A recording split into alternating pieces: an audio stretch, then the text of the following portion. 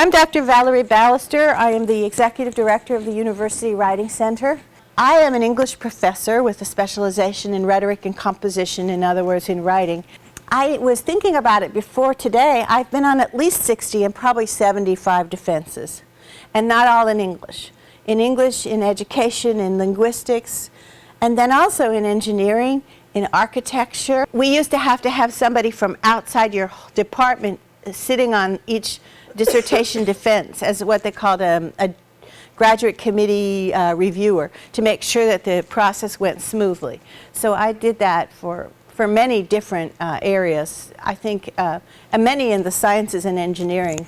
So I'm very confident about the structure of a dissertation defense. But I'm wondering what you know about the structure of a dissertation defense. Anything that you know at all about it that you can tell me? What do you think happens in that little room? They go you go with your committee into a little conference room usually, right? Sometimes it's open to the public. And sometimes, I mean, technically it's always open to the public. But whether you announce it to the public or not is going to determine whether people come or don't come. And in my department in English, it's not customary for the public to ever attend. If it's open to the public, there is a point at which they will leave and you will be sitting alone with your committee. So what you're doing here is you have to muster up all of your confidence now. This is about confidence, okay? It's very important. And you have to present yourself as a scholar in the discipline, an authority on your subject. You have to show them what you have to offer as a scholar. And that's really what it's about. Nervousness is probably the biggest problem, but I've seen all of them work through it. I've never seen anyone fail. And I've only seen one person ever fail a dissertation in all of those defense. Only one person didn't pass. So your odds, 1 out of 60, your odds are good, you're going to pass. So go in there with that impression. The person who didn't pass wasn't prepared and hadn't talked to his committee beforehand. So you are most likely going to pass this. You're going to be expected to clearly and cogently explain your work and explain how your work fits in with your discipline. Where's your place in this big conversation that's going on in your discipline? What have you contributed to the field? Because a dissertation is supposed to be an original contribution to knowledge. What have you contributed to the field? What more needs to be done? That's the kind of thing they're interested in. So it's not really a grilling. In your head, I want you to turn it from a grilling, because it really, I've never seen one that is a grilling. And the word grilling means where they put you on the grill and cook you till you're finished. It means where they ask you this, tell me this, do you know this, do you know that? You know, where they just ask you lots of questions like a big, it's usually not that. It's usually a conversation among equals. They're trying to see if you can function as an equal with them now. It's their first opportunity to say, you are now an equal, please come in and give me some information. But as an equal, I expect you to be able to explain your ideas, defend your ideas, tell me where your ideas fit in, because they expect it of each other. They're not asking you to do anything that they don't do with each other. And that's why you shouldn't worry if they suddenly stop talking to you and start talking to each other. That's a good sign, actually. That means that you've stimulated their brains. And this is what these people live for. They're academics. And they like that. Sometimes they get into arguments with each other. It's okay. And your chair should gently bring that back. If your chair doesn't do it, just let it go. Let it happen. If they disagree with you, they expect you to come back with a defense. And that's where the word defense comes from. So you need to know what the rules are. Have a talk with your advisor and find out what if you don't know now, you can talk to other students, but you definitely need to talk to your advisor a good while before the defense and say, I would like to know what to expect. Can you explain to me how a defense happens in our department? What is the usual thing that happens? What do you want from me as your candidate? And then know your committee as well. Sometimes when we work on a dissertation, we get isolated from our committee. Make sure that the committee gets the dissertation in plenty of time. That's something your advisor can tell you. If you give it to them 2 weeks before, they'll probably read it the night before. And then any objections they have, they didn't have a chance to tell you about. So if you can give it to them like a month before, even more, you can work that out with your advisor, but the sooner they get it, the more time they have to respond to it and to let you know before the defense where are their areas of concern. If you go in then and meet with them, but do get your, I think you should get your committee chair's advice and permission before you go meet with all your members. But when you do that, they even sometimes tell you what question they're going to ask you. Or maybe they'll give you a hint about what question, because they'll tell you, what concerns me about your work is this. What I like about your work is this. I see this, but did you do that? And then when they read it again, their minds are going to go back, oh, we had a conversation, we talked about this. That's the question I'm going to ask. Because when I'm a committee member and I'm sitting there on the hotspot and I have to ask an intelligent question, I'm going to go back to what I remember most about your dissertation. Now, the first thing you should be able to do is answer the question, tell me about your dissertation. This will come in handy on the job market as well.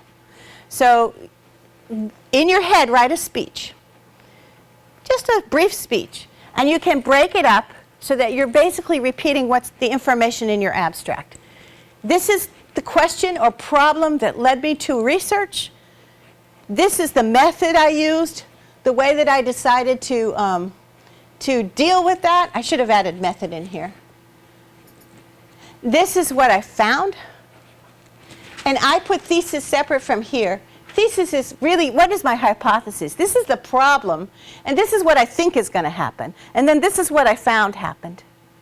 In the humanities, we're going to call it a thesis. In sciences, we might call it a hypothesis, right?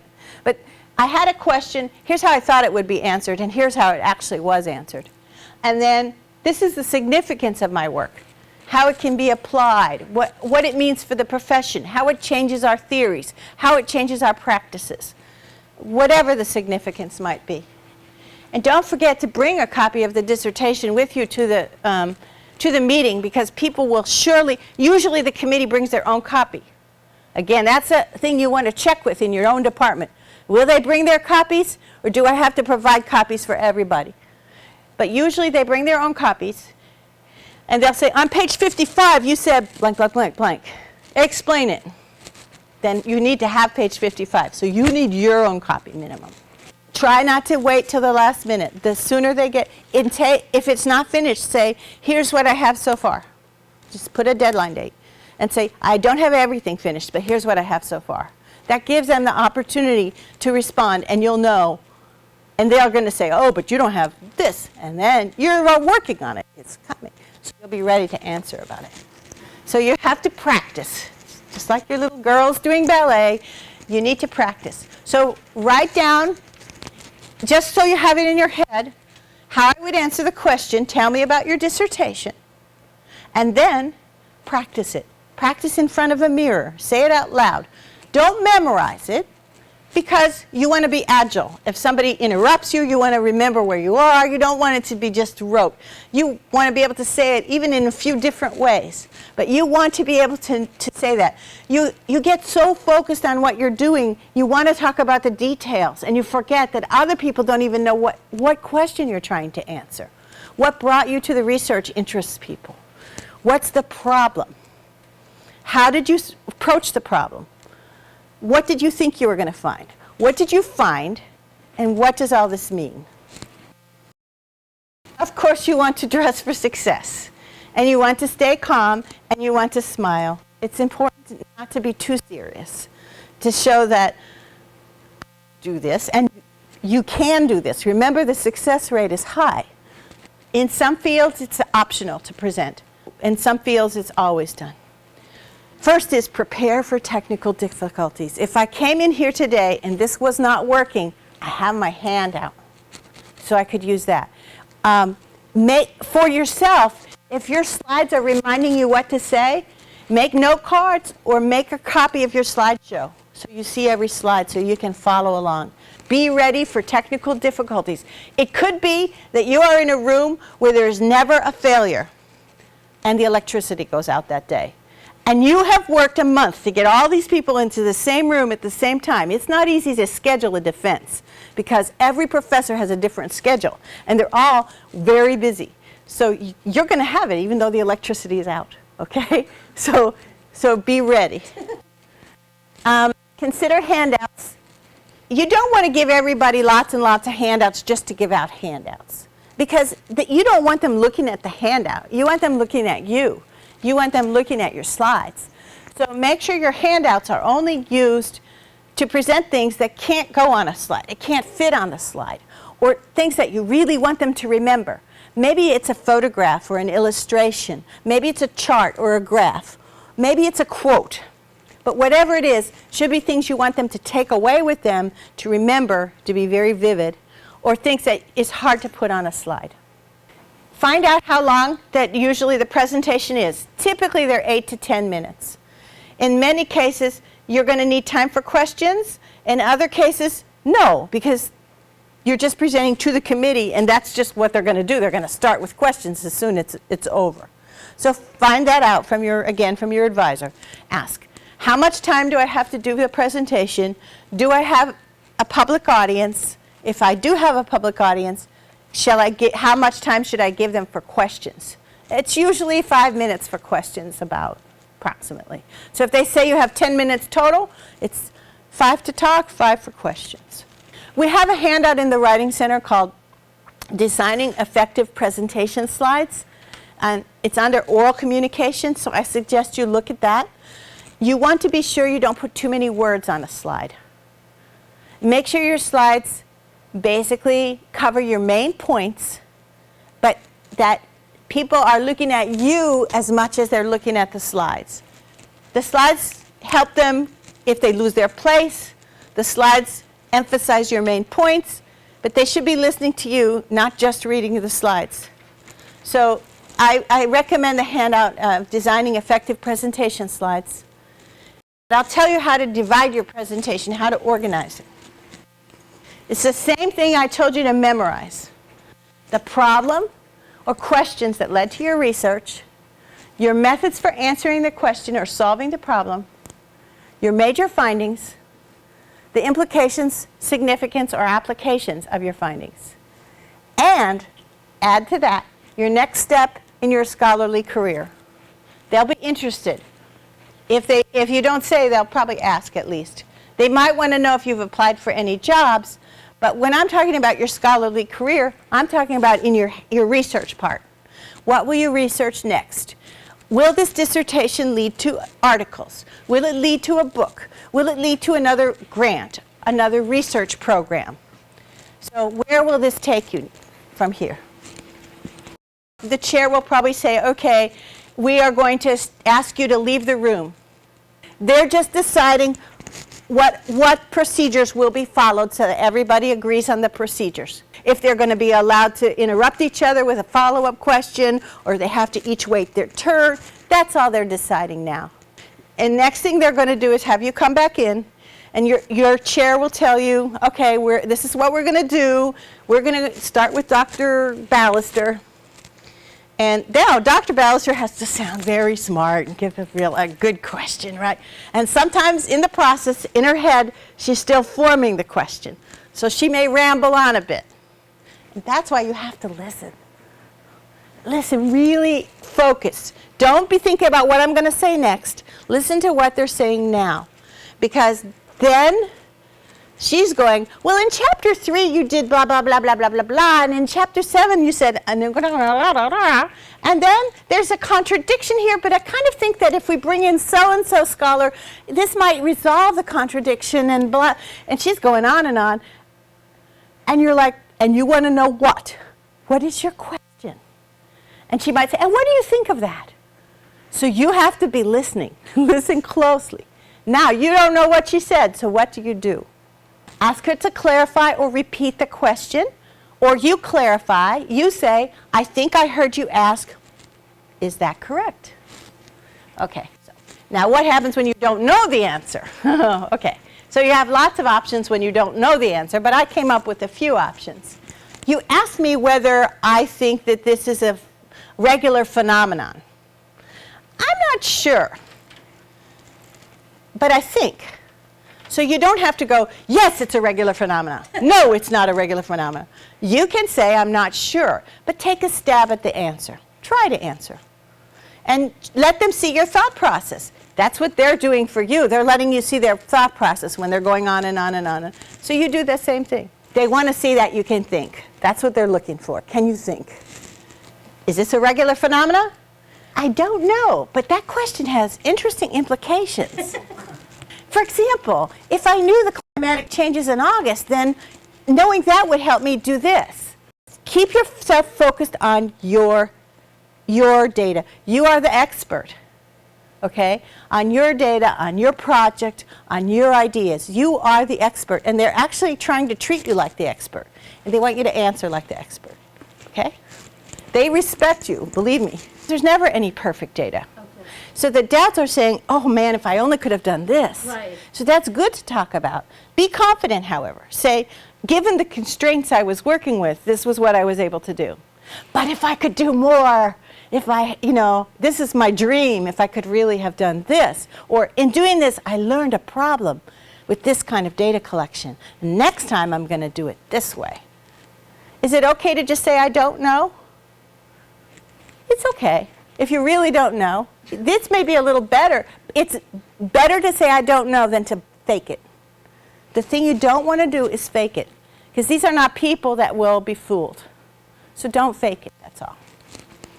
Sometimes when they ask the questions and they're coming and you're trying to listen, you need a little time. You can slow things down.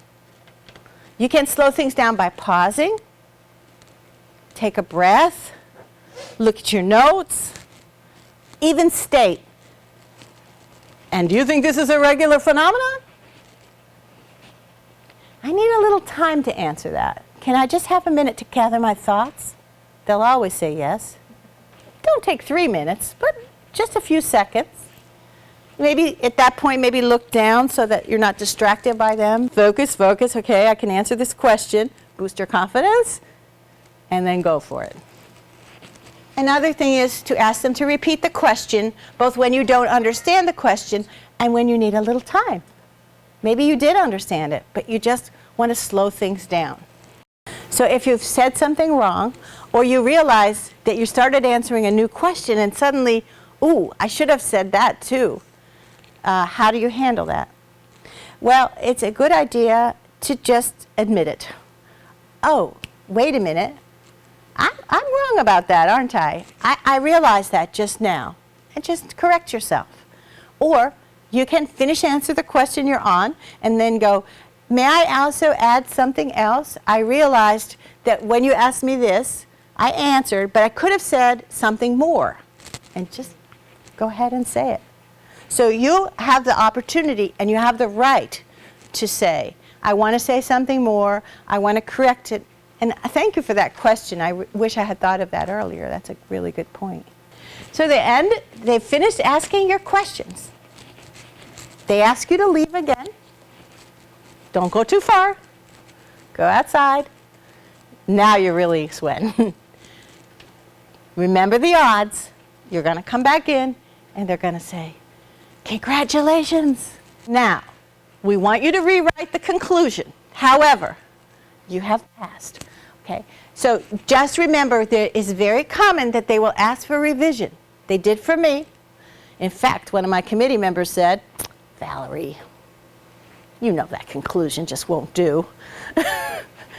That's okay, because I managed to pass the defense part. They knew I knew what I was talking about, but they knew that my writing fell down in the hardest part. The conclusion is usually the hardest part, where you have to think about the significance and fit it into all the literature that you've done, and So it's very common for that part. Or it could be that you have some tables that aren't in the right format, or it could be something else they noticed, that some problem that they thought that you just didn't quite capture. Sometimes you said something in the defense that they want you to put into the dissertation. Usually when you come back into the room and they say you passed, but we want you to make the revisions, they expect your chair to keep notes. And he or she will actually make sure you make the revisions. However, if that's not, you could also suggest at that point, when they say we're going to need revisions, you can ask them, could you please summarize the major revisions you want me to make so I can make some notes now?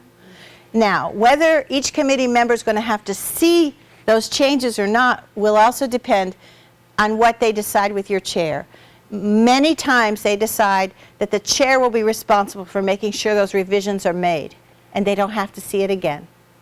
But you know, they still have to sign your dissertation.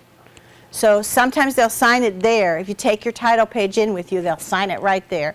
And sometimes they won't sign it until they see those revisions. So that's another reason you go see your chair to find out how it's normally done. And other times, everything's fine. They don't even want any revision. And as I said, it's possible they will say you did not pass the defense. Knowing your material is extremely important. Don't go in there without having read your own work. You think you've read it because you wrote it, but you haven't read it, okay? Even if you finish writing it a week before, give yourself a little time and read it again.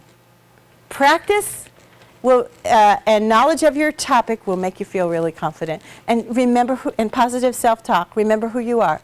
You probably know more about this topic than anybody. I can guarantee you know more about this topic than anybody, even more than your advisor. Okay? Because that's what a dissertation is. It's going farther than your advisor can take you this far. You've got to go the rest of the way. And so hopefully, even though your advisor is going with you and following behind, you really do know more if you stop. Think a lot before you get there. That's why you need the time to prepare it. Okay? Read your dissertation, though. I really appreciate that you came today. You can always reach me at the Writing Center as well. It's Valerie Ballister. And if you go to About the Writing Center, you'll see the staff directory and my email, okay? So if I can give you some confidence, let me know. Thank you.